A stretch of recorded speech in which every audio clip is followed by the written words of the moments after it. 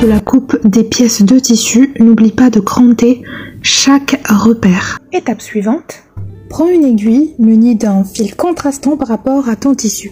Introduis l'aiguille au niveau de la pointe de la pince, puis laisse ton aiguille dans un lieu sûr. Enlève les épingles, puis enlève la pièce délicatement tout en maintenant le fil. Déplie la pièce, puis assure-toi d'avoir une longueur de fil égale des deux côtés de la pièce. Coupe le fil de repère sur le milieu. Pour le traçage de la pince sur l'envers, il suffit de placer une règle au niveau de la pointe de la pince et sur un cran de pince et de tracer à l'aide d'un stylo effaçable à la chaleur. Faire de même de l'autre côté de la pince.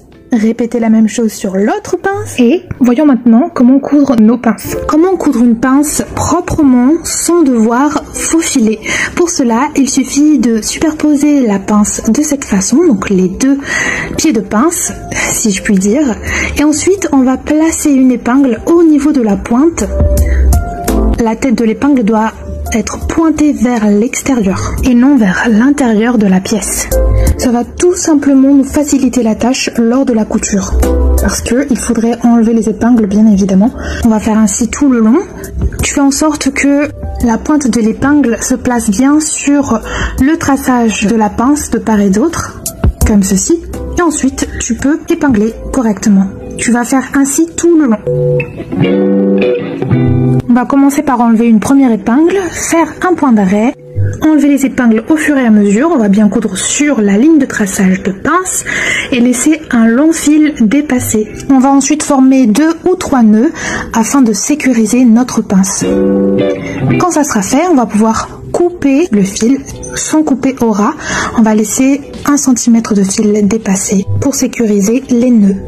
Repasser la pince vers le bas. Et maintenant, pour gagner du temps, on va regrouper toutes les opérations qui se ressemblent, c'est-à-dire on va épingler les épaules, les côtés.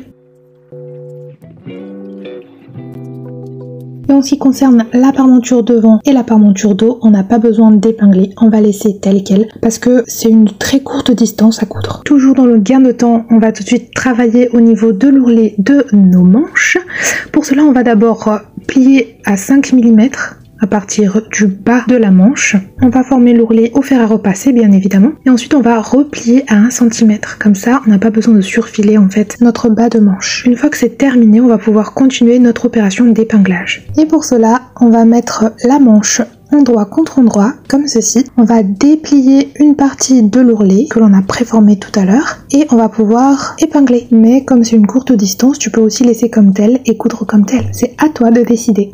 Et voilà, maintenant on va pouvoir coudre tout ça sans faire de va-et-vient entre notre poste de couture et notre table de travail. Et c'est parti, on va tout coudre à 1 cm et bien sûr on va faire un point d'arrêt au début et à chaque fin de couture. Ici c'est la parmenture que je suis en train de coudre à 1 cm. Je passe ensuite à la couture des 2 épaules, à la couture des 2 manches, toujours à 1 cm et on dégage toujours notre matière d'œuvre par l'arrière. Maintenant je passe aux 2 côtés du vêtement. Je couds toujours à 1 cm du bord du vêtement et bien sûr on commence et on finit par un point d'arrêt. On enlève nos épingles au fur et à mesure et on dégage l'ouvrage par l'arrière. Toujours pour le gain de temps, on va pouvoir regrouper toutes les opérations de repassage. On va ouvrir toutes les coutures, que ce soit au niveau de l'épaule, des 2 côtés du vêtement ou sur la parmenture. On va ouvrir nos coutures au fer. Pareillement au niveau des 2 manches. Bien sûr, sans défaire la partie qu'on a déjà formée pour l'ourlet de nos manches. Maintenant, on va pouvoir passer au montage de la parmenture. Donc la parmenture, on va la placer endroit contre endroit par rapport à notre vêtement. On va placer le milieu devant de la parmenture avec le milieu devant de notre vêtement.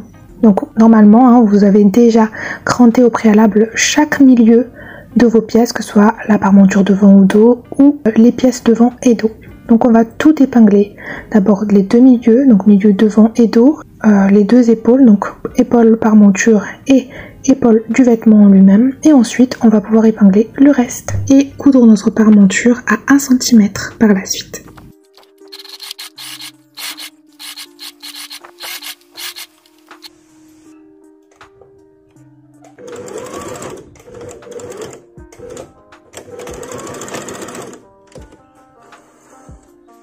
Pour que la parmenture soit bien formée dans son arrondi, nous allons dégarnir à 5 mm tout autour. Faites bien attention de ne pas couper le vêtement par accident, mais seulement la partie à dégarnir.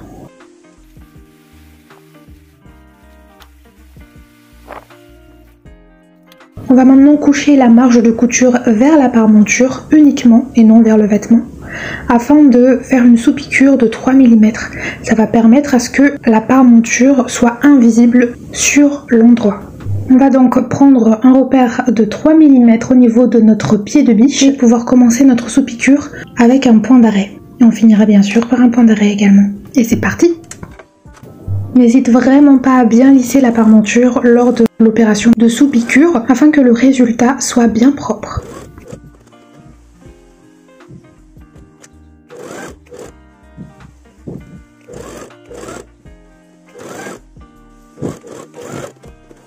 On va maintenant pouvoir mettre la parmenture sur l'envers et tu vas voir, la parmenture va être invisible grâce à l'opération de sous-piqûre que nous avons effectuée tout à l'heure. Pour encore plus de propreté au niveau de l'encolure, on va pouvoir repasser à cet endroit, soit à l'aide d'une jeannette, soit tu utilises ta table de repassage, si c'est possible, selon la largeur de l'encolure. Et tu places le vêtement comme ceci au début de ta table de repassage. Et voilà le résultat. Passons maintenant aux manches. On va pouvoir surpiquer au niveau de l'ourlet de manche. On va bien replier notre ourlet au niveau de la marge de couture qu'on a déplié tout à l'heure et on va pouvoir épingler et surpiquer à 2 mm du bord intérieur. Pour faciliter la surpiqûre, je me remets sur l'endroit et je vais pouvoir surpiquer sur l'envers. Cela est dû au fait que le patron que j'utilise c'est une miniature pour faciliter le tournage, mais tu peux bien sûr te mettre à l'aise. Tu peux utiliser le bras libre de la machine et coudre sur l'envers en laissant toujours la manche sur l'envers également. Allez, c'est parti, on va surpiquer à 2 mm du bord intérieur. On n'est pas obligé de commencer par un point d'arrêt. On va pouvoir superposer les derniers points avec les premiers et finir par un point d'arrêt.